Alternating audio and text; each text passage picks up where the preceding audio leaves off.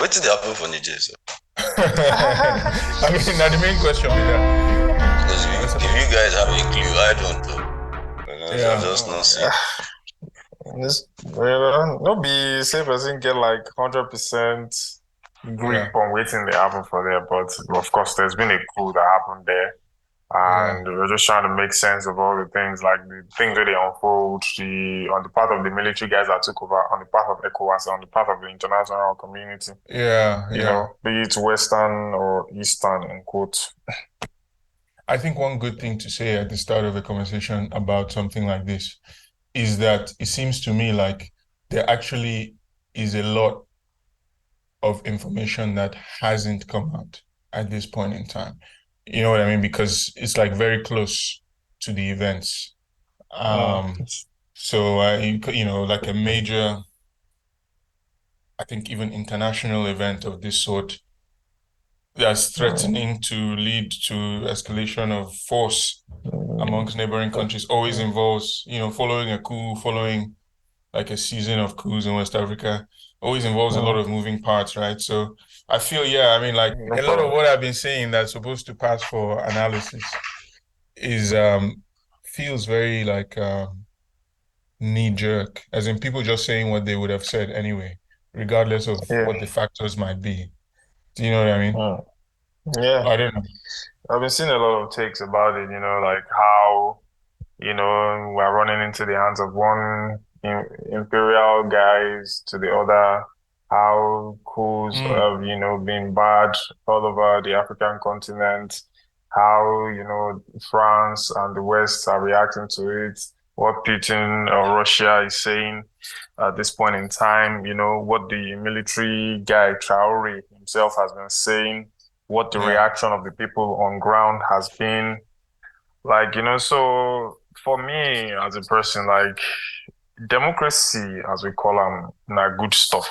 In terms of the idea, the concept, and what the material benefit of democracy has to be for the people. But if you look at the African continent, when we don't transition into this so-called civilian democracy, it has not produced what the people kind of hoped that it would give them, like the material benefits of having a government for the people, by the people, like so all these things we are seeing are contradictions of a system that has failed, and society is not static. It keeps on moving. So what are the elements that are in play? Since the mm, military at this point in time have like enough power or like authority to go and depose the so-called democratic guy where they there before and want to institutionalize something else, like I'm just seeing it as a side effect of the failure of the so-called democracy that we for said we sure. had. Yeah, so it's a fail. Like the people are seeing that their aspirations, what they want or what they hope to get from a government that represents them, all these things are not materializing. And it will Yeah, lead to some sort of pushback by the people, be it organized civil organized society or people that are protesting or like, people that are whistleblowing or reporting corruption activities like. So the military yeah, now has just filled that space, that arose from the failure of the government of the day, for sure. you So know. I guess the So question for us, partially, as I guess radicals, as you know, citizens of Ecowas, and I don't know if that's like a thing that we feel we are, but I mean, and also um, a country by the border, and a country who I think has also experienced coups, etc., and the left. I think the questions for us are like, what should be our orientation towards these ongoing events? But before we go further into that, and you're already laying an interesting response, I think, to that question. I probably we should start to establish some of the basic facts that are now known already, right? So that we're on the same page. Abby. yeah,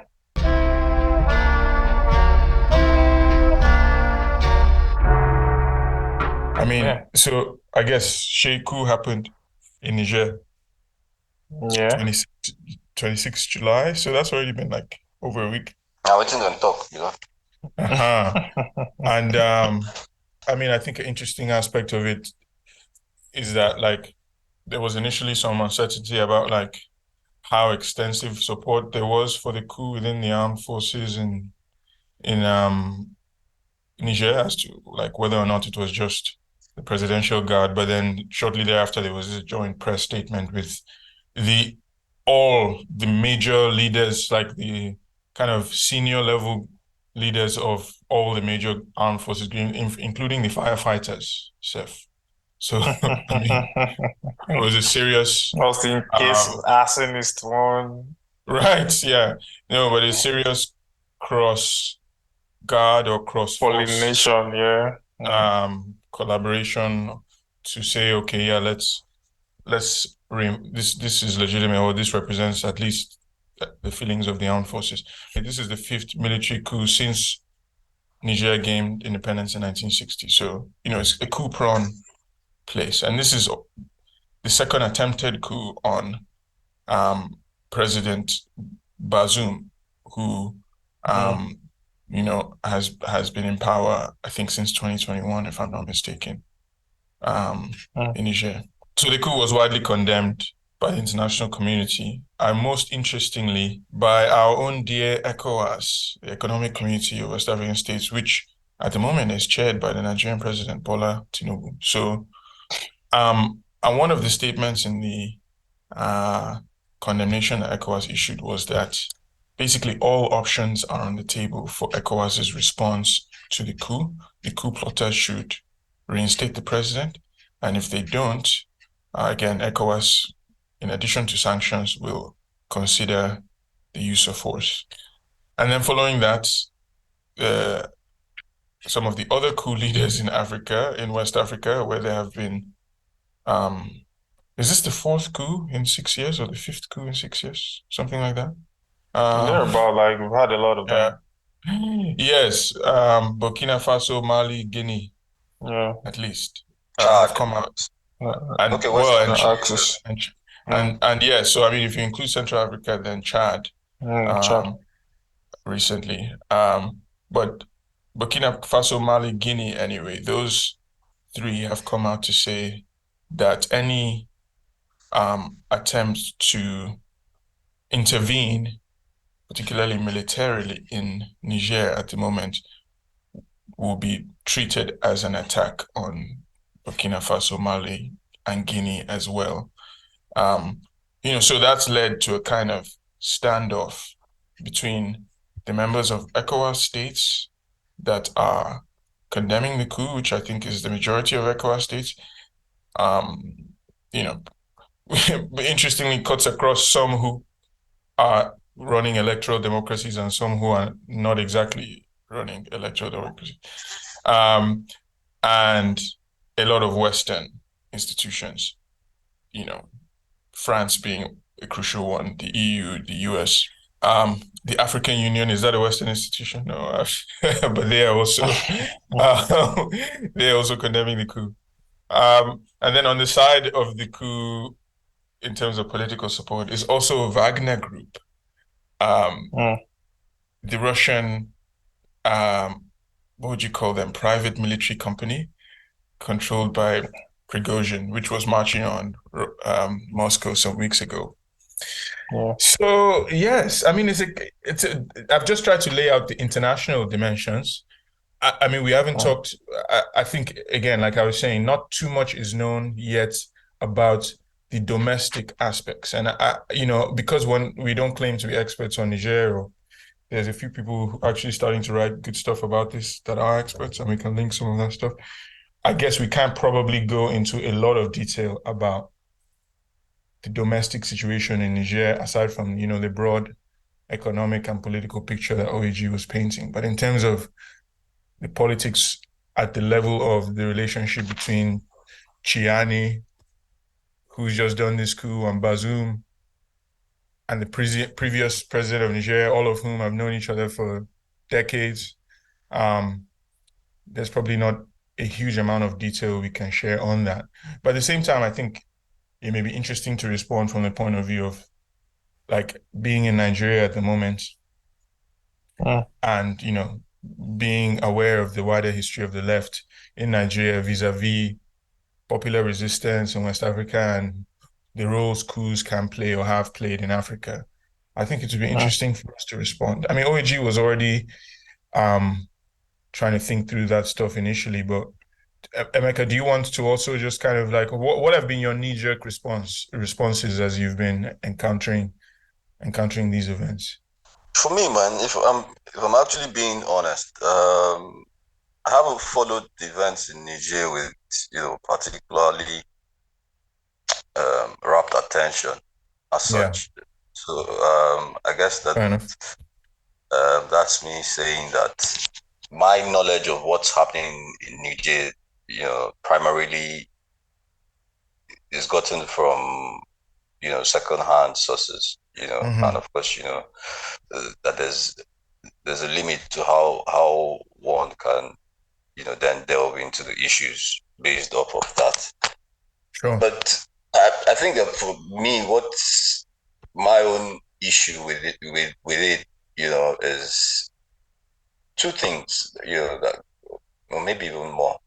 But for me, I just wonder what our own president, you know, uh, is thinking, and Mm. those where they knock him bail for him. I mean, I don't know what they are thinking, Yeah. and why they think that threatening even military actions against the pushists is the Yeah. way to go. Um, so Yeah. I'm basically saying that to say that Gaiman go wherever in go when they make Nigeria chair of Ecowas, and the first thing he thought to tell them was that there'll be Tolerance. zero Tolerance for tolerance coup. for coup. And then Yeah. this guy responded to his threats immediately. Yeah, Mhm. I'm not sure say it will reach 3 weeks. So, oh yeah, now we don't do You this don't one. coup now. Waiting you want do now. And Yeah. then of course he's caught between the devil and the deep blue sea, and then he's down issuing all sorts. Because when they say ECOWAS, which of the countries that make up ECOWAS get the military might, and the resources to invest in a war? Even Nigeria itself, as Yes. it be us now, where Yeah. we get the power, We self we So get that's that one. might. Yeah. Mm-hmm. So Yeah. that's one way that I think about it. The second way Yeah. is what it means for Nigerian states, or Nigeria as a country, but especially those states that border Niger. I mean, because if you look at the map, you realize that Niger has the longest land border with Yep. Nigeria. Sure. You Yeah. know, up north, and so you then begin to think about it in terms of the jihadist movements and Mm-hmm. what that Mm-hmm. might mean if these things escalate, and how Mm-hmm. how much Nigeria might be on the receiving end of that. Yeah. So if you couple that with the economic sanctions, because I'm hearing now that I don't want to call him. I mean, privately, I would usually call the president the clown in chief. Yeah. But I, Uh-huh. I, I, I wonder what he's thinking. Um, shutting off electricity supply to Niger. Yeah. When of course the dam where they produce this thing, some of it, some of the electricity it flows through from places like that before you then dam it here. So Well, yeah, I think the thing is, because the Niger River flows through Niger, I think part Mm. of the kind of political justification for Nigeria providing electricity to Niger is that For Niger them to doesn't allow it cut flow through. Yeah. exactly, doesn't dam the Niger so River. they don't dam it. Yeah, so they don't dam Exactly. it at that end. Yeah. Because this is where it ends, right? So Right. it Yeah. just makes sense to dam it here, then sign. So all of those bilateral trade agreements and treaties and all of that. I mean, Are in jeopardy. so, yeah. So I mean, the whole thing is a huge, huge mess. To think Yep. through it is Well, would be but difficult. you've provided some helpful signposts. I think we should probably start with the Nigeria side. of the question, which we know better, and then come back to the question of coups in West Africa, which OG was reflecting on. So, I mean, you were already alluding to this in your response, Emeka, but why the hell is Nigeria and ECOWAS more generally threatening military intervention here? Like, what is at stake for Tinubu and for Nigeria? Because this isn't the first coup in ECOWAS, you know, again, like we've just said, but it is the first coup since Bola Tinubu took power as the clown in chief, as Emeka says, in Nigeria. So, yeah, why are we going into this? What do you guys think? See, what I feel is this national elites or national bourgeoisie or whatever that took over since independence and their offshoots, they think that they carry some sort of prestige, and some sort of like air of authority when they talk. Look, they've boxed themselves into a corner where they are the laughing stock of everybody. Nobody takes them seriously. Whatever organizations or group of constellation of bodies that they form is totally neutered, like it is useless. The AU is useless. The ECOWAS is useless. It doesn't weigh on anything except to stranglehold, except to stranglehold or make such empty threats in scenarios like this. They've not really leveraged on that to actually jump at the African continent or the African peoples to a materially more prosperous or beneficial scenario. So that's why you see the people that are in Niger or the so-called putschists or the cool guys, they can give a middle finger to your organizations because you're not actually bringing anything concrete for them to the table. These guys only sit atop their various presidencies to maintain the order that is there. Nobody loves peaceful or no, I won't even use peaceful. Nobody loves order more than the elites that are stealing. They love everything just stay the way it is as long as you're not messing with our grasp of power. Then everything can happen. Jihadis can be rampaging the country as long as we are the ones sitting there and making contract deals for weapons and all that. Don't worry, as long as there's poverty in the land or hunger and we are collecting grain deals and fertilizer deals, whatever, as long as we are sure the people that are sitting down there, no problem, So the only thing that the useless elites of Africa, they react to is that threat of losing power. That's why this Tinubu guy came there and mentioned to you, as Emeka said, that, they won't tolerate any coup because now they've made him the president of ECOWAS, and maybe his foreign guys have told him, the Westerners or the global elites, that look, just make sure you get your house in order. Nigeria is much more weaker. It's under the IMF and World Bank shackles now, like even firmer. So just go and keep your region in check, and maybe we'll look into giving you better borrowing deals and packages. So now with the consideration of military intervention, what is that going to do for the African continent? Like, is that no more bloodshed? Is that not spending more money that you don't have? Like, you're there exploring nonsense. Like, so these guys have actually boxed in. It's the contradictions of the things that they've caused. And they're now backing and thinking that there won't be a pushback from maybe the military or whatever groups of people that, feel like they can come together and counter their own grasp of power. That's just what's happening really over there. Okay, so, but I mean, fair, you're saying, I guess, that this is kind of this same reflection of the long-running uselessness of African and even West African political elite. Which I think you're making a distinction between political elite and military coups. Yeah, well, to some extent, which we can come back and explore down the line. But I'm just saying, okay, but at the same time, ECOWAS seems to have gone through some phases, though, right? Like, ECOWAS, I think, maybe hasn't always lacked the legitimacy to the same extent as it does now. I mean, I think I might agree with you that a lot of the leaders who were sitting around the table condemning the coup looked pretty hypocritical or clownish because of the economic and political conditions of crisis in their own countries. I mean, Nigeria being one, Senegal, where the guy is trying to do a third term, Ghana, etc. But I was just gonna say that, but I don't know that that reflects ECOWAS all the time. I mean, this is the same ECOWAS that was able to deploy force fairly legitimately, it seemed, in Gambia when there was an electoral crisis some years ago in 2016, I think. With Jammeh, right? With Jammeh. With Jammeh, the same ECOWAS that in the past has intervened in civil wars through the ECOMOG force ECOMOG forces, yeah. Places like Liberia and Sierra Leone, and were welcomed in a lot of cases and praised in the exit. So I mean, is it not a little more complicated than one straight unbroken timeline of I'll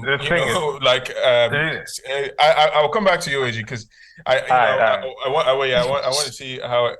Okay, maybe you should take it before Emeka comes back in. But I just feel like, yeah, if we paint the picture as one unbroken timeline of elite rufu as we once called an episode. At the level of ECOWAS from independence to now, it doesn't tell a slightly more complicated story of how ECOWAS has the legitimacy of ECOWAS and the government sitting on top it has waxed and eroded.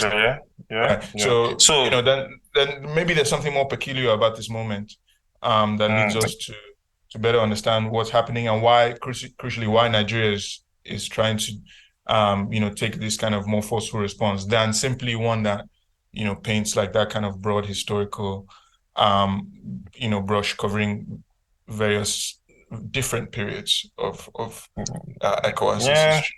Yeah, it's just that when this organization starts out, or when they started out, it might have had the promise, of achieving something on the continent. But these elites, with their mismanagement, with their delegitimization of themselves, with making the continent weaker, with not positioning themselves the way they're supposed to position themselves to help the people and materially advance the people and advance their causes, those organizations that they put together becomes useless over time.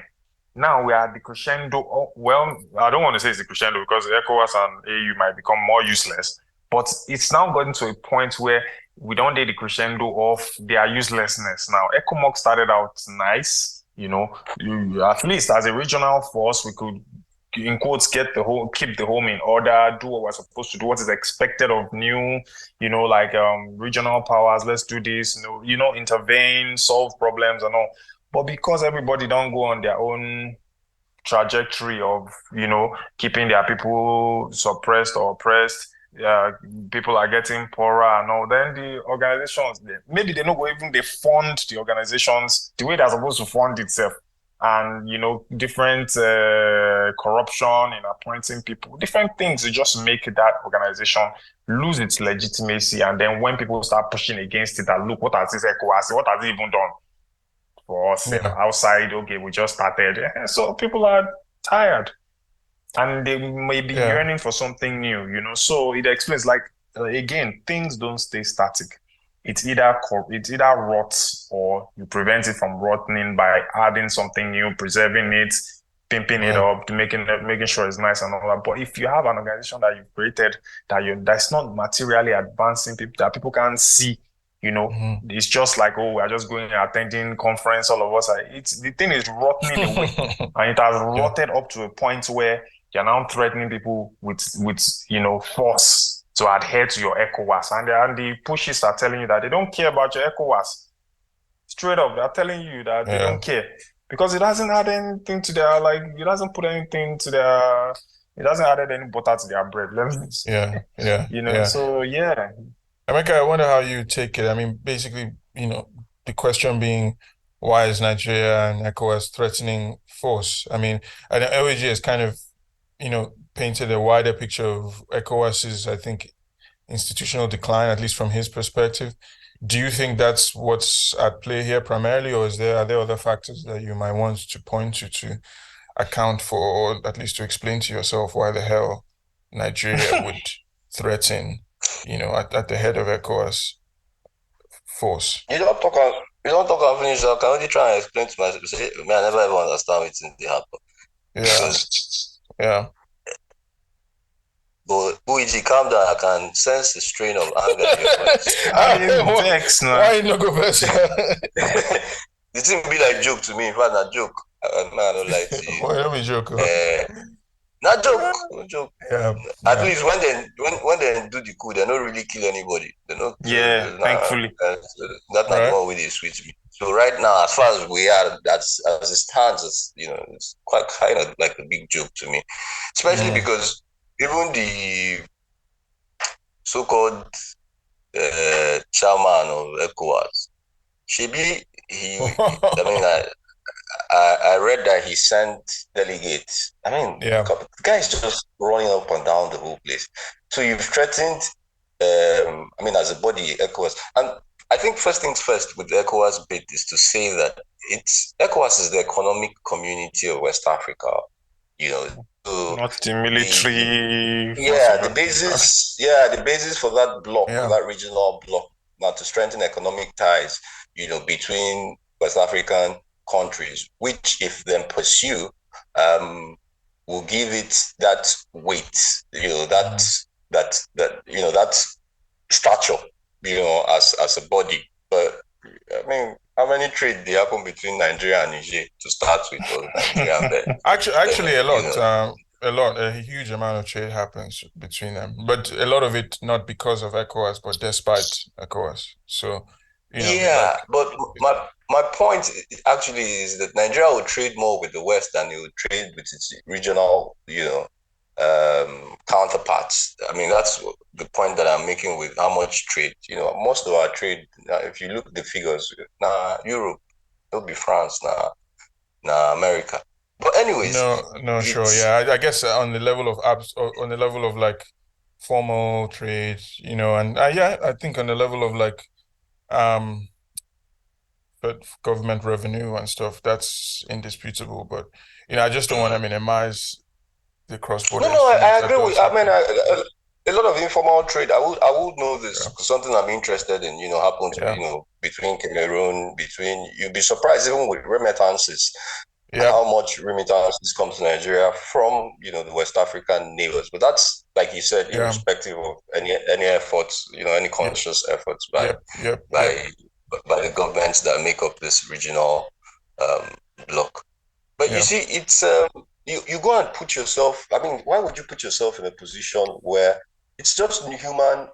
Even if you want to apply soft power, you should know the kind of leverage that you have against the other person before you begin to even want to make any demands. So you have as a bloc, as a regional bloc, when I don't give ultimatum of 7 days, we go elapse tomorrow, right? Then in between, you then send what you call a high-powered delegation to go and dialogue with the junta in Niger. So you send the former head of state, military head of state, and then you send the first class traditional rulers, and they don't even answer them. I'm not even sure if they can go past airport. They didn't see the guys. They didn't see them at all. So okay. I thought there were pictures circulating of the former military head of state in Nigeria sitting with the head of the coup. And I don't think they see them. No, I think they did. I think they did, and I think even in the case of the Sultan of Sokoto, he was received at the airport by the coupists. Yeah. So they don't materialize to anything. Well, as far as press statements go, it hasn't materialized. So I mean, this is part of why I wanted to start the conversation by saying we're still in the fog, right? Which means that there's a lot of stuff happening at the official level that's about legitimacy, it's about posturing, it's about, flexing muscles. The stuff that's happening behind the scenes, though, might look very different. And even some of the pictures suggest that, we know this, that how military elites, how the elites in general, interacts behind closed doors and what they come and say to the public within country, across countries, might look very different. So, I think that it's worth clarifying, and we've been trying to do this, I think all of us at various points, that a lot still remains a little unclear. But,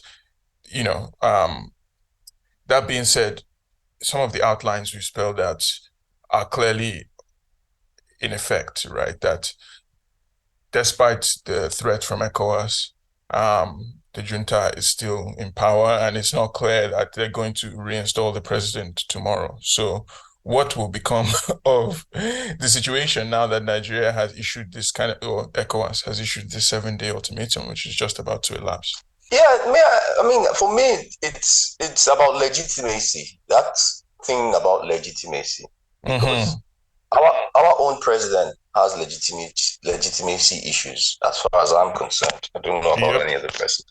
Well, the election that brought him to power is still being challenged in the courts, so obviously he has legitimacy issues. Yeah, and he has spent the first 2 months or 3 months since he's won the election, his propagandists have been going around looking for Western to legitimize, his administration. So as far as I'm concerned, this is still back down to the same old left critique of imperialism. How that's a bit of the point that OAG is making, where we want to save face, want to parley with the West just so that we get some kind. That's what I don't really know. So I'm thinking. Somebody was mentioning sometime, was it yesterday, when I was having this conversation with some people, says, Tinubu na France in they go for medical checkup since now. You don't go there like 6 times. So they go, don't tell her for France, say, make him go, make them put her for front, make him go, then go follow up. Because otherwise it makes no sense to me. Why are you then setting up Nigeria to be made, subject of ridicule? Because from where I stand, it's just almost like a toothless bulldog backing.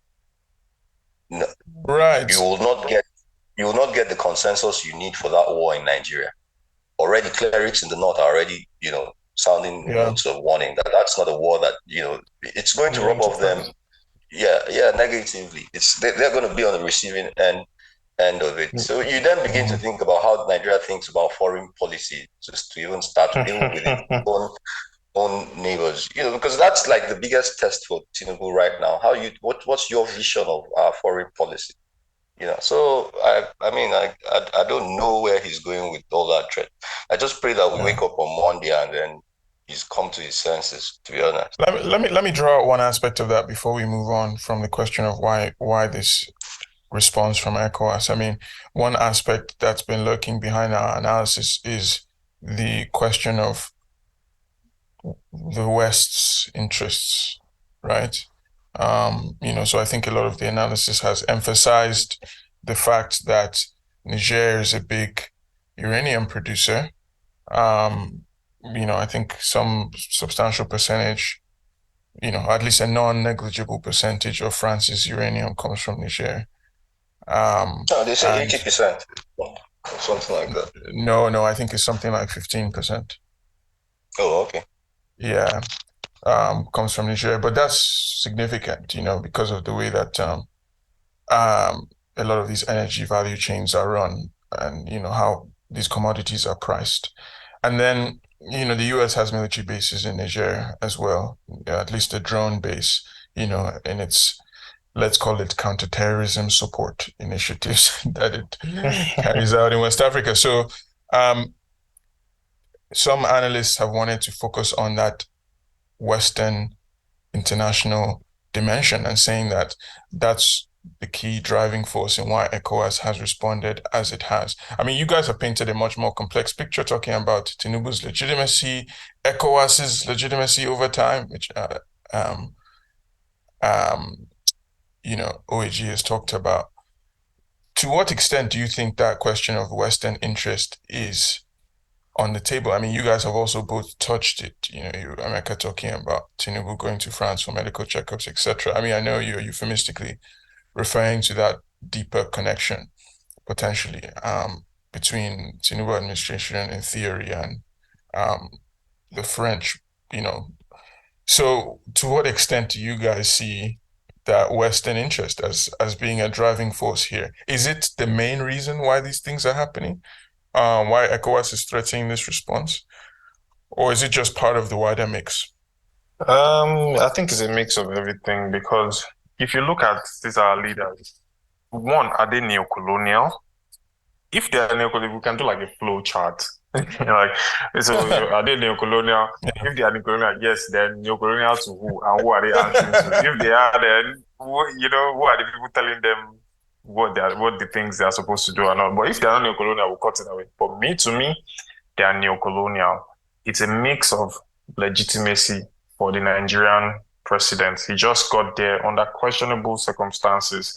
He traveled a lot, within this very few short period, just to show that, yeah, I'm here, I'm the person that they're listening to now in Nigeria, and then you want to conduct this war so when you got there, you told them they're not going to tolerate any form of coup. And they called your bluff and they carried out this coup and they told, I think there was a news platform that told that one of the government officials said the president of Nigeria is there under questionable circumstances now, and then you're out here saying that you're going to use a military intervention policy or nothing is off the table. One, you are the one battling with money in your country, and we're going to save money on subsidy, and you're under immense economic problems in your country. Do you then have that money to fight that war?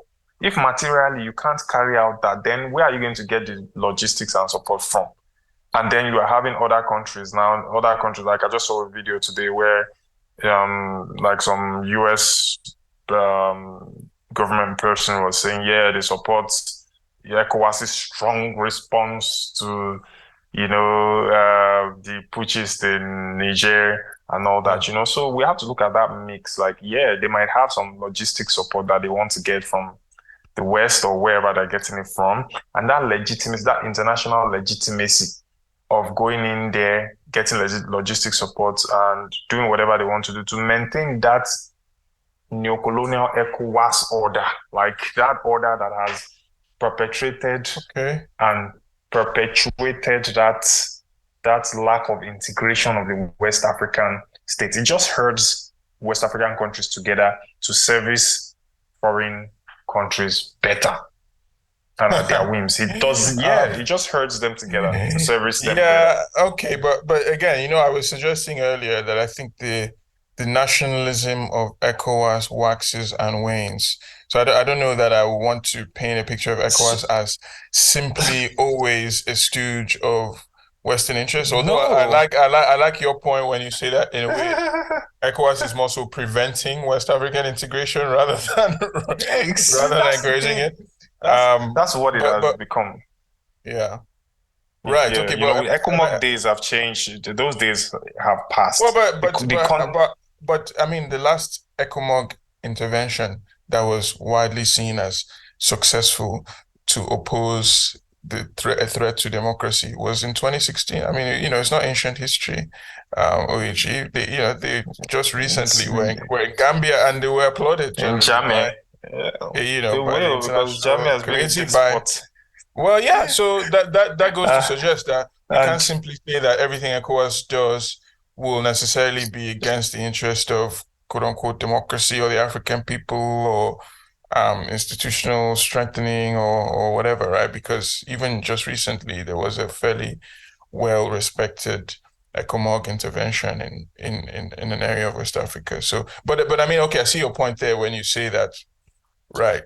There is clearly, an interest on the Western side and an interest on the side of the ECOWAS leadership to benefit at least in terms of strategic support from the West's interest in this, ongoing crisis. Emeka, do you want to add anything there? It's difficult not to, even though it's it's a hard task. But it's like you say, ECOWAS, as it were, their interventions have been, to borrow your own expression, it waxes and then it wanes, And I think that I mean, it might need a bit of research. Part of the way I think that one can go about is to say, okay, when was it waxing, and who at different points who were the leaders of independent nations within ECOWAS at the time, and what was the economic reality of this group of countries, as it were, at that time, just to gauge why they probably were independent minded, or why they pursued certain courses of action, but it's difficult to not to say that in this period, when you think about, because I mean, as it were, even ECOWAS itself is split. So the Malians, the Burkinabe, are threatening, the rest of us. So the Ghanaians, the Nigerians, and Senegalese, on one side. And as far as I'm concerned, the Beninois guy and his Nigerian counterpart, then both get legitimacy issues. Don't forget Senegal as well, actually. And so he's trying to do third term over there at the moment. So. And me knowing a bit of the person who figures as my president today, it can't be.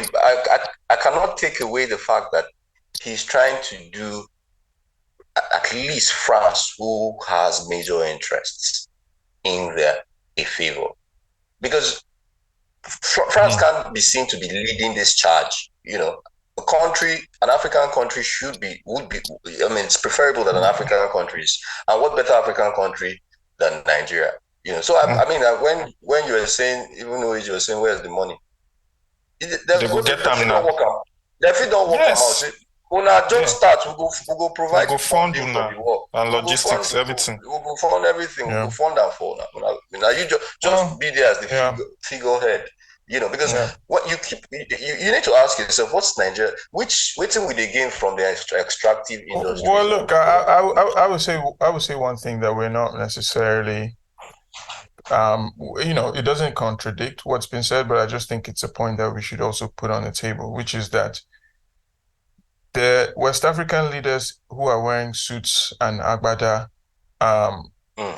they're also concerned about the possibilities of coups in their own country if this seeming to be epidemic. So I mean, there's the logic of international relations and trying to build diplomatic ties with the West or shared interests, but I think the logic of self-preservation is also very strong here, right? I think that some of the analysis that simply, I mean, I'm not saying OAG did this, but some of the analysis that simply reduces it to a question of neo-colonial interests or neo-colonial, elites with puppet masters in Paris and London, whatever, maybe misses the fact that some of these people, for their own self-preservation, see this as necessary. So it just happens to align perhaps with some of the interests of France. And that doesn't mean there won't be logistical and financial and other kinds of shared ground if this thing is to go forward. But I think that it may be that the primary authors of the desire to intervene are our own local guys, not these foreign interests. So I'm just throwing that out there. Before we transition to the question of talking about what our orientation to the coup should be. But maybe final thoughts on this question of where ECOWAS and Nigeria lies in this whole mix. So let me say this real quick. I mean, if we perhaps get to the reasons for the coup that is inherent in Niger itself, the dynamics at play. That's what I'm hoping we'll see how that next. We'll see how that were possible. Between the triad of the immediate past president, the one who was just ousted, and the guy who took over, Chiani. All right. You see, if you then decide to go one step further and contrast the dynamics in Niger to the dynamics in Nigeria, for instance, that we can speak comfortably about, right? This chap who is president in Nigeria has just come in through an election that clearly states that he's not a popular choice of the people, Absolutely. right? Absolutely. One of the first things he did was to clean house. Okay, so in cleaning house, he retired most of the serving chiefs and then installed people who he probably feels are loyal to him, right? And it's not the same. So it's not that he's running the affairs of Nigeria with generals or military, the top brass of the military elite or the armed forces, the armed elites that are that were loyal to his predecessor. You know, he has cleaned house. So in the short term, or let's say, over the course of his first 4 years, he doesn't stand any real risk of even a palace coup, you know, because one of the first things he also did was to change, the leadership of the palace, the presidential guard. So so it's while the point that you raise is something that needs to be noted. Under serious scrutiny, he's not at any immediate risk, which is why it's not that I didn't think of it, but what makes more sense to me is him being a stooge for Western interests, trying to buy some legitimacy, and that his long-term goals is in the hope that they can save him with the economy, because Nigeria needs foreign direct investment. Exactly. We need money coming in, So if he does one for these people, he expects in return that they can come to his aid, because that's the only way he can weather the economic storm. After implementing everything where they say may implement. So I mean those are closer to how that's a bit close to how I that's think interesting, because it's also complicated. It's not simply that they're pulling his strings from Western capitals, it's that he is trying to position himself to get certain economic benefits from them by giving them something he thinks they want. So in a sense, you can still see him and the elite here as agents in that, rather than simply colonial puppets. What I won't let go is making it seem as if I said that. You remember? No. I don't think you said that. No. I'm saying you didn't say that. But I think that perspectives that, unlike you, I think a lot of the other perspectives that have used that concept of neocolonial or imperial, I've frame it as though like there aren't local issues why these things are happening. There aren't specific why these things are happening. So to buttress Emeka's point, there's also the risk of popular rebellion from the people. Yep. Like say make everybody come out and say we don't want to do any. Which is why I don't fully agree with you that Tinubu doesn't have any coup risk.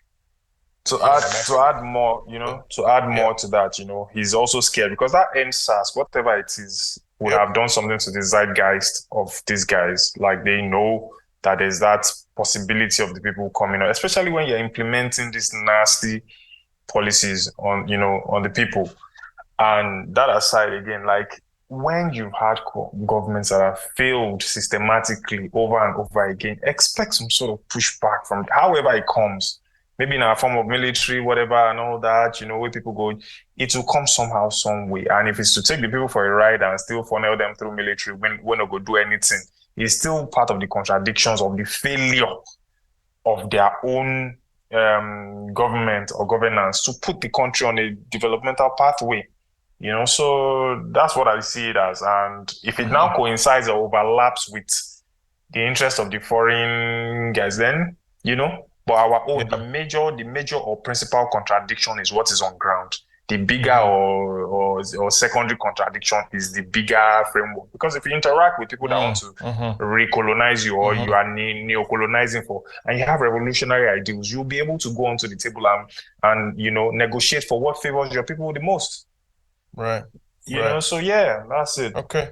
That's it. Yeah. So I think that we can, in trying to wrap up, also briefly reflect on the question of what should be the left's orientation towards the coups in general. I think the coup in Niger, particularly, but also the other coups in West Africa at the moment that are backing the Niger coup. Some are calling it a coup epidemic at the moment. So I think one thing that's clear in the conversation is that we don't think the left's orientation should be support for ECOWAS intervention. I mean, I think it sort of goes without saying. But then, with that one extreme having been eliminated, what are the other options on the table for the left? I mean, should we uncritically support the taking of power by military leaders in our neighboring countries in a moment of mass disenchantment with the civilian elite?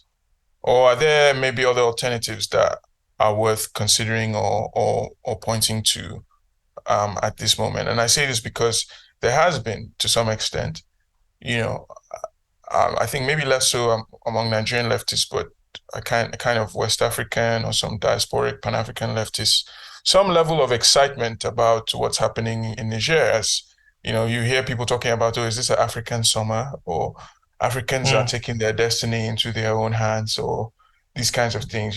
Some excitement around the fact that Niger is supposed to have suspended uranium exports to France, and these kinds of moves. So there's for some people, this seems like a moment of promise somehow for African popular sovereignty. Some people are even saying this is a moment of opportunity for the progress of socialism in Africa.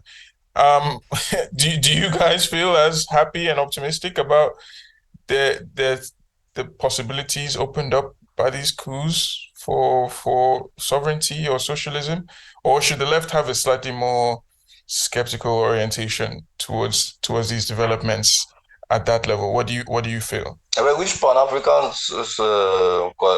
coalition or collective they talk about? OG go know it's how they talk. Yeah. I know OG go know it's how.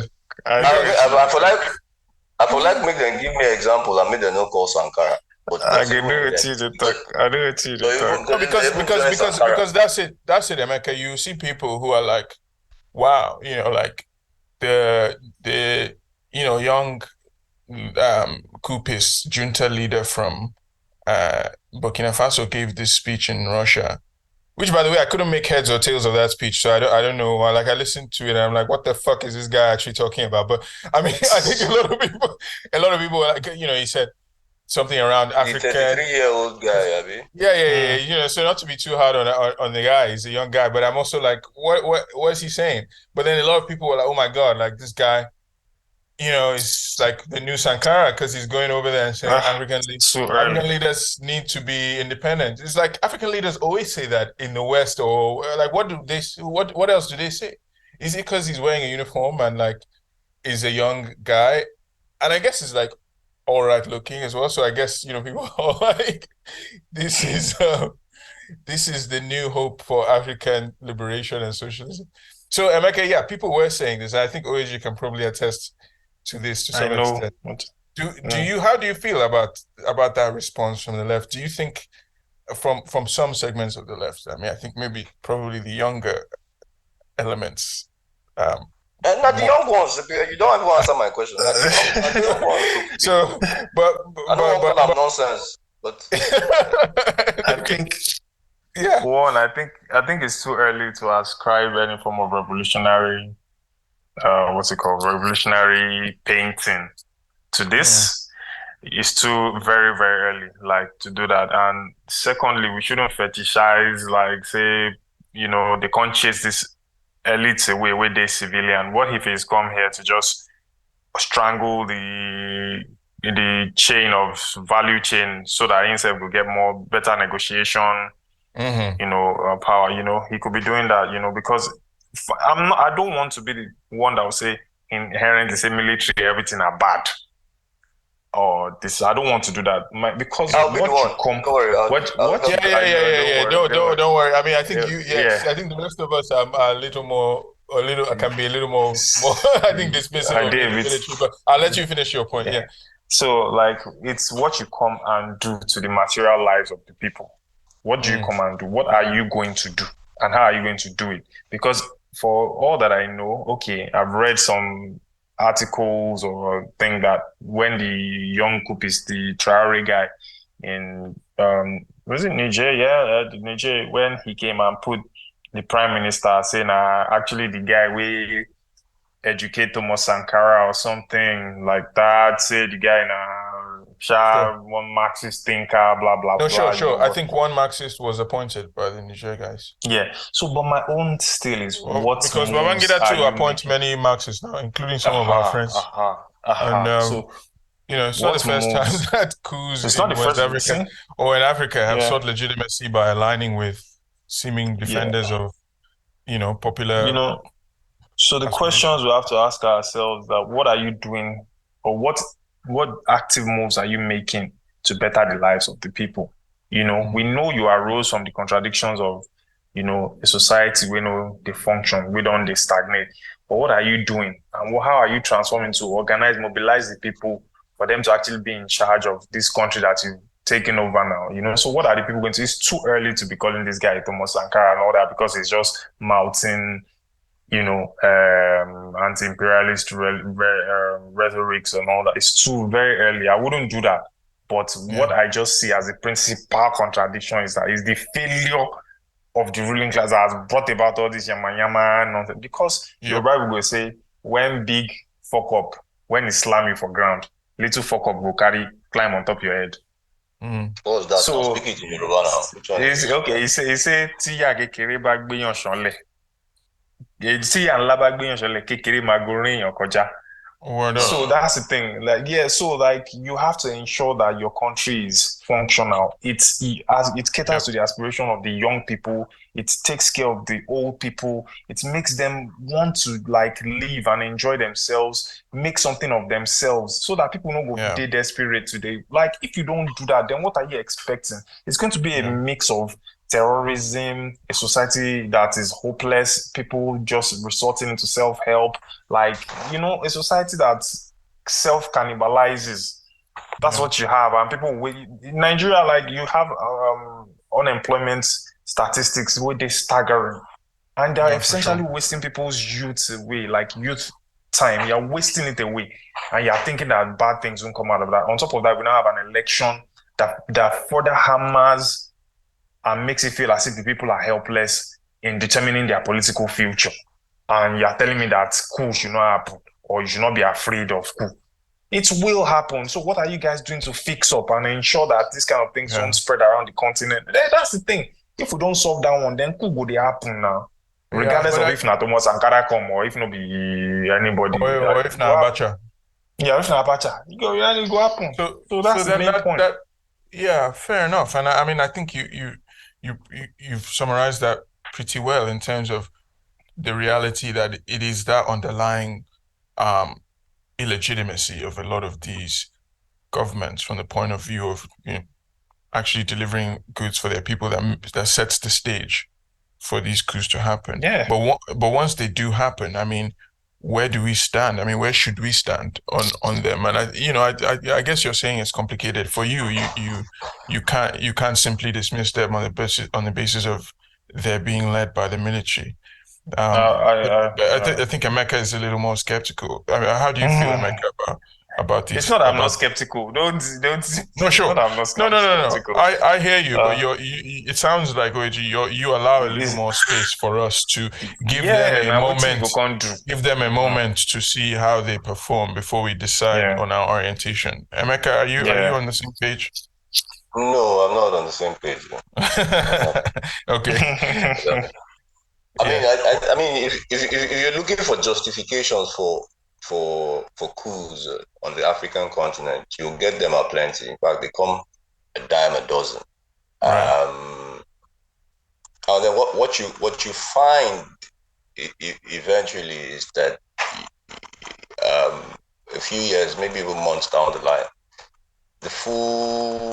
that facade, is stripped bare, and then we're then faced with, really crazily repressive regimes, and then I think that's the bit that strikes me the most. That's the analysis that I would want to run with. It's Alex Torsten's thoughts on the Niger coup, which delves into the dynamics, the internal dynamics of the coup. So I mean, for a bit of intellectual sparring, we can discuss Tinubu being a stooge or leaders of the Ecowas. But what's more useful as an analytical framework is what's actually happening within the structures that gave rise, to the coup, which then suggests. I mean, if you look at it in depth, it's suggestive of the fact that, but these guys are not here to change anything, and they're just, riding the wave of, popular rhetoric, France and all, because at the end of the day, what's the problem? It would seem that the guy who was ousted, Bazoum. What's his name now? Bazoum, who has only been in power for what, like maybe a year now? Couple years, couple years. Okay. 2021, 2021 has then decided, that he wants to do a bit of his own house cleaning. So he's sacked some senior military member or officer, and it's there were already rumors that even this chap who's orchestrated the coup now was on the list of people who were going to be axed. The Traore guy. Yes. The Chiani, sorry, yeah. And then so you begin to ask yourself, are these guys, isn't it about their own personal interest, or as opposed to all these claims of anti-colonial revolution, anti-colonial bullshit, and then another thing that needs to be thought about is the fact that even though this, I mean, if anybody has, my own small knowledge of the Nigerian military, the palace guards in terms of formations, they're small now. You understand? So if they executed a coup, then the military itself, the army, the air force, the navy could have said, "Oh, come on, what crap is this?" But you see, all of them are now in cahoots. So across the top echelon of the military in Niger, there seems to be some kind of consensus, as to the fact that this guy needs to go, and it's perhaps just a stroke of luck that they are the guys who were best suited to doing it, since they were already presidential guards. They had more access to him, and then they could execute the coup. And then I think it took a few days for them to work out this consensus between them. So it's more about the military in Niger. It's more about their own survival, the top echelon of that, top brass. I mean, I'd read it as more of their own survival than any real revolutionary instincts, In fact, some of the things that they are complaining about, they are even culpable, they're complicit in. Well, that's the thing. So, for instance, insecurity, which is why a lot of these West African coups have been justifying their push for power. I mean, but a lot of these people are at the top of militaries, or are crucial in actually conducting the war against anti-terrorism. So shifting the blame entirely to the political elites that they are actually also part of just mystifies the situation, probably more than it clarifies it, right? It's convenient. I mean, that's what it is. What I just want to kind of add is that then, like, we're in the middle of the deep blue sea, and what do they call them? Yeah, because it's the same. The devil and the deep blue sea. Yep. Yeah, the devil and the civilian not do anything. It make life worse for person. Military come not do anything. Well, then what exactly is going to be the distinctive factor? Yeah. That will guide people aright and make sure that we're on the path towards progress. Because now essentially it's going to be like the military that has had a notorious history of putting the people down, and then in West Africa, in particular in West Africa, and then we're transitioning to civilian that is also putting the people down and oppressing them now. So what are we going to synthesize out of these two contradictions now that will give the people a pathway towards something that is new? Because it's seeming now that those two institutions, like this is where we're supposed to go to now. Because if not, if something doesn't come up again, then we might be back to a civilian government that will still continue the same nonsense that the former military of, the military guys have been doing. So what is that thing that needs to be synthesized out to put the African peoples on a pathway of development? Because now it's like it's from the same crust or the same base that all of them are coming out. It's the same military guys that have participated in the destruction of the country, that we now have a military, that we transition into a civilian government that is still going to do the same thing. So what is that new I guess the left should be asking that what is that new thing that needs to be done to ensure that, we don't fall into the traps of all this better evil or evilest evil. Like, so what is that thing that needs to be done? And I feel that should be the stance of the left now, because I feel now, what's that action? Are we organizing the people all over again? Are we like, what are we going to do? Is hard to answer. So Megan, I'm going to come to you for solutions in response to that big question OG has posed. I mean, maybe you guys are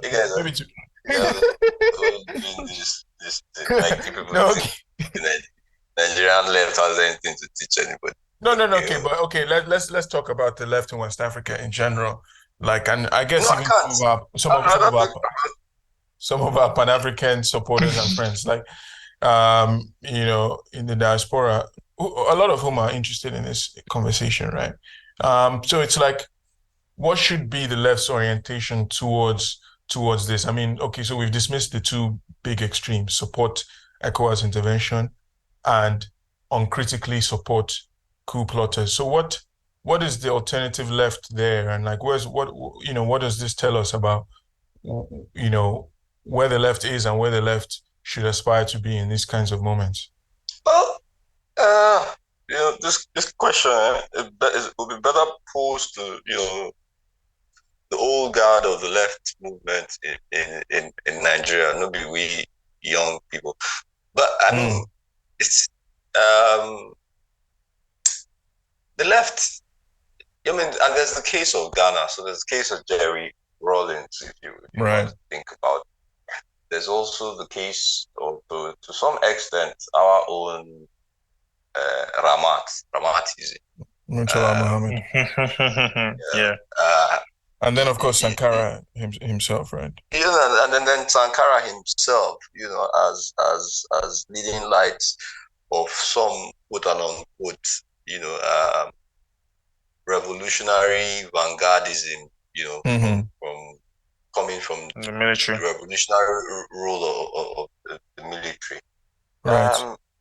It's a difficult, it's a thorny bit to navigate, but I think that if we peel off the back of some of these instances, there's something to be unearthed from, all those, escapades and as a cautionary tale, with which to sensitize the people. Okay, so I think that the left's role in all of this would be to point out, the contradictions, to point out some of the foliage, to point out that in the euphoria of the moment, common sense might lead you to believe that it's, like the coup in Niger. I mean, and that's what Nigerians are going through now. That's euphoric. Well, at least some of them, the ones who come to the street, and we don't always know. I mean, how legitimate, how many of that, how much of that crowd is I agree. Authentic.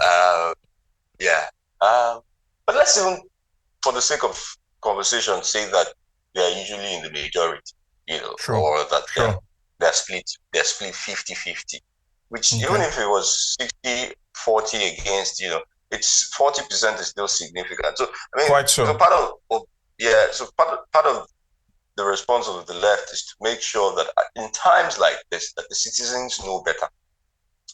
At least keep keep those kinds of the population who would respond in adulation for the exploits of the military to say under 20%, 10%, so that it disincentivizes the military from even thinking about it. Because part of why they go this route is that they would say that their people are behind them.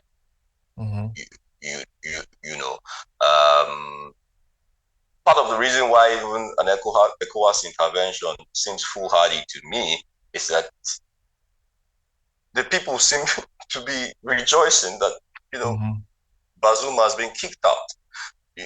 So I think that there's in not to reiterate all that OAG has said, but using that as my own starting point, because of the dire economic situations in most of the African countries, and the lack of serious critical analysis as to what the problems are, there's this tendency to believe that, and you even hear it even in Nigeria, that the military the military should just come over. In fact, it is part of the reason why we got 8 years of Buhari. There's military discipline. There's some military discipline that can be instilled, and that we're all goats that need to be, or sheep that need to be shepherded. To be heard. Absolutely. We need a headsman at the helm. We got headsmen. So I think it's some of these things, and when they result, because it's not the left's response to it as such.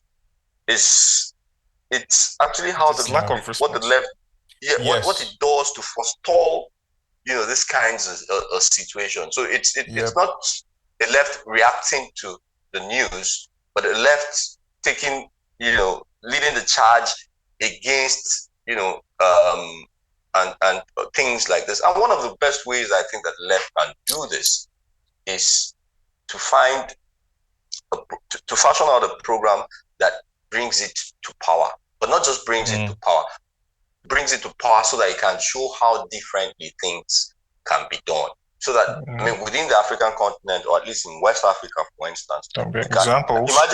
Imagine if Niger had in Nigeria to point to, Nigerians themselves had in Nigeria to point to us to, this is how we want to go in terms of development. We'll be having a totally different conversation, as it were, as opposed to saying to your full president, the 33-year-old boy, say to your full president that Oga face your Kanya for house. You don't even get the legitimacy to, So it's how I think, that this can be thought about. But in terms of a left response, anything now is just reactionary. I mean, that ship has sailed. The horses are bolted out. Okay, I mean, I agree with some part of that. I guess in terms of a starting point, that the beneficiaries of popular disenchantment with the legitimacy crisis of the ECOWAS elite at the moment is the military, suggests that the left is not doing its work, right? Like, if people are disenchanted with the economic situation and the political legitimacy of their political elite, it shouldn't be just another set of political elites in uniform that come out as representatives of the people in these moments. So it suggests that the kind of organizational work that is required for the people to see themselves as their own, historical drivers, that, as their own leaders, as the most likely source of legitimate, and like pro-people power, then it suggests that already the left has not done enough of its work. And I mean, I think you can see that, in some of the instances in Africa where the military has come to power on the back of like popular disenchantment or protest, you can see various levels of civil society and left organization, and how that sets the tone for the kind of military regimes you get. I mean, so for instance, in the Sudanese revolution that happened a few years ago, there was much more of that kind of network of organized resistance that organizations had been cultivating, right? So it created this buffer, and there was a lot of pressure on the military when they did try to use the moment of crisis to entrench their own power. Of course, I'm not suggesting that, Sudanese situation, obviously the Sudanese situation has not gone so well after the fact because the military still fucked up. I'm sorry to say, like what seemed like a fairly promising moment. But at least that was a kind of, okay, yes. So I mean, I say that to say, okay, the context in which these coups emerge can be one in which, left organizations and civil society are a little more organized. And, if that's the case, then those popular frustrations might actually be channeled away from military pushism. But we've not quite seen that yet. I mean, at least not in this recent stretch. So unfortunately, it seems like because of the level of organization present, even in cases like Sudan, where there was some level of organization, the military still seems poised to benefit. And that strikes me is not something to celebrate, right? It suggests the weakness of our own social organization and political organization that these guys keep benefiting. But when they come to power, then what do we do? I think that rather than sitting and waiting to see how they're going to act, I think we should take lessons that history has already told us about how they're going to act. Even the best intentioned ones of them, they still seek to consolidate power. There's still authoritarian institutions that depend on a command structure, not any kind of consensus per se, or So I think that the left should insist on forms of popular sovereignty that don't rest in the office of the general, right? Including things like national conferences, including things like, sovereign national conferences. I mean, I know that the sovereign national conference as a mechanism it's not as nice looking as it used to be in the 90s, when it was happening in Benin and Togo and such. But I think that they still provide, in moments of these like profound crisis, social and economic crisis, where there's a lot of popular disenchantment, I think they still provide more of a legitimate avenue for people to try to carve out a future for their country, when the democratic order seems to have lost total legitimacy, than one where some junta comes to take power and claims to speak for the people. So I don't think, I think maybe the left can seek to advocate, join the efforts of popular forces in these countries by advocating for alternatives that give the people an opportunity to reflect on their own future, rather than simply, saying, okay, let's wait and see how these military guys will fall. Either they, which can mean that we give them an opportunity to show their inner Sankara instincts in the best of cases, or to show their inner Abacha or Mobutu. Yeah, exactly, or Mobutu instincts. So yeah. What I feel is when there's that vacuum, like Emeka has just summed it up properly, like how we go take show and prove. What's that material thing that we can show and prove that, okay, now how Niger will be a revolutionary country or this other country they do, and that's what we are yearning towards. Once that vacuum did, then the people will naturally fall into the line of say, okay, what is the next power base or power structure? Now military, and this is what the people are just there. There's no, so what's the organizational level of the left again, which is always where we find it lacking all around, the things that we talked about, like, what are we putting together? What are we making sure that the people see to point to? And which is organizing to get, power at some certain level, at any certain level, to point as to how differently things can be done. It's not so much about ideas. Like Cabral said, people are not fighting for ideas. They're fighting for what will make their life better, material things that they can gain, so that, they then follow you and you can show them that it's actually the things you did actually emanated from this idea. So it's like a dialectical relationship between that idea and material force and idea, that you can just show people that, look, let's do something around. So it's organizing and not waiting for crisis to come before we now start running after the boss, So the left has a lot of work to do and constituencies to win so that we can be a more permanent feature in the political landscape of Africa and Nigeria. Indeed. Well, I think that's probably as good a place to leave it as we'll find. So should we pause there and then come back to reflect on other issues? Yeah. I was just going to say it's also what reflecting what so it's Bazoum's party is supposed to be a socialist democrat party, right? At least in name.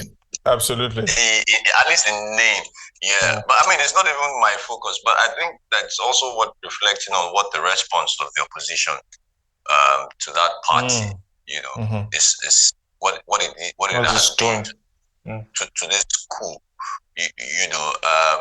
You'd expect that the natural inclination would be to support it, and if that's so, why? But another way to look at it is to imagine if they hadn't supported it and their own members don't support it, So even the role of opposition politics, within states and how they respond to coup is something that we need to really think about in Africa, because you can't say, because win power. If coup comes and push you can't join the coupists. Who is to say that the day you win power, they wouldn't even? But it's to say that they have something fundamentally different. If they get something fundamentally different, then in terms of principles and outlook, they will expect something much more politically, sophisticated from them. But if not, then they could just run. They could scamper, say they go soon come carry them.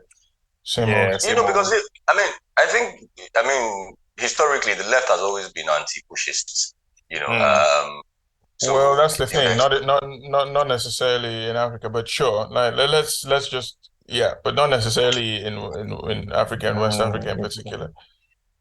I agree.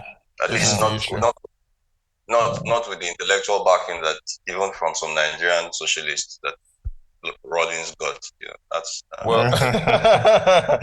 Do you want to say names of people you have? No. Call their name. They know themselves anyway. But yeah, I mean, I think your point about opposition parties also suggests that we should learn more about what's happening in our neighboring Niger. We shouldn't wait till till we're about to go to war with them to try to understand. Given that our societies are deeply intertwined, actually, and they're basically our cousins, in the literal sense in a lot of cases. So, I think that also perhaps is a good note to offer, in our conversation, that there's nothing wrong with taking a moment to actually educate ourselves, which we're trying to do here, and we encourage our listeners to do before saying, applauding or condemning, as we've done. So guys, should we leave it there? Yes, but it's in the scratch people body. Nigerians are not totally oblivious to, thanks to Buhari, Nigerians are not totally oblivious to Niger, right? Not with the Lagos Kano Maradi. Maradi real. LOL. Oh my gosh. The obeying Nigerian youths, that demography, learned a few things about Niger in But the years. I think they probably mislearned or unlearned or No, learned not. you can argue.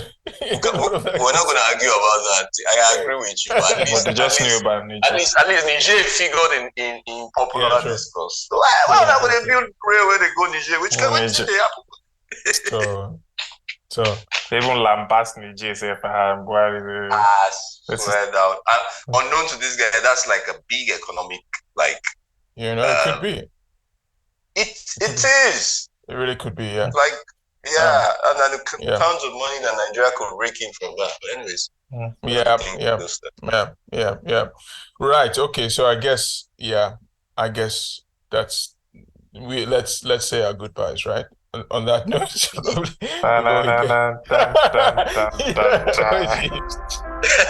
it was G. That's it. Yeah, apparently there's a fan base for that song. We would have known. I like that. Yeah. I tell you. So